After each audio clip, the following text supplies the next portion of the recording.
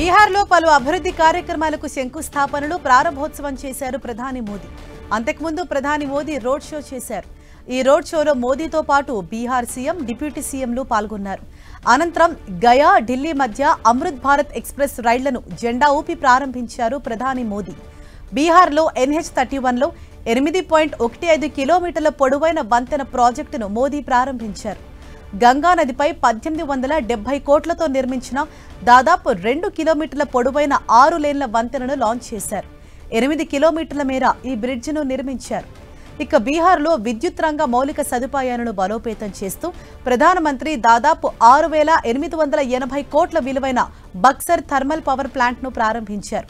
ఇది విద్యుత్ ఉత్పత్తి సామర్థ్యాన్ని భారీగా పెంచడమే కాకుండా ఇంధన భద్రతను మరింత మెరుగుపరుస్తుంది. అంతేకాక ఈ ప్రాంతంలో పెరుగుతున్న విద్యుత్ డిమాండ్ను తీర్చనుంది.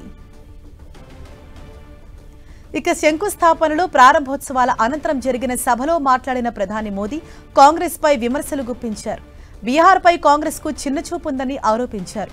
ఇటీవల కాంగ్రెస్ కు చెందిన ఒక ముఖ్యమంత్రి తన రాష్ట్రంలోకి బీహార్ ప్రజలు రాకుండా చేస్తానని ఖరాఖండిగా చెప్పారని విమర్శించారు.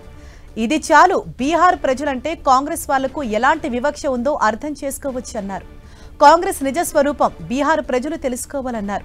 బీహార్పై కాంగ్రెస్ నేతలు ఇలాంటి వ్యాఖ్యలు చేస్తున్నప్పటికీ ఆర్జేడీ వాళ్లు మాత్రం ఖండించడం లేదని విమర్శించారు. కాంగ్రెస్ విమర్శలను విని ఆర్జేడీ నేతలు ప్రశాంతంగా నిద్రపోతున్నారని మోదీ ఎద్దేవా చేశారు.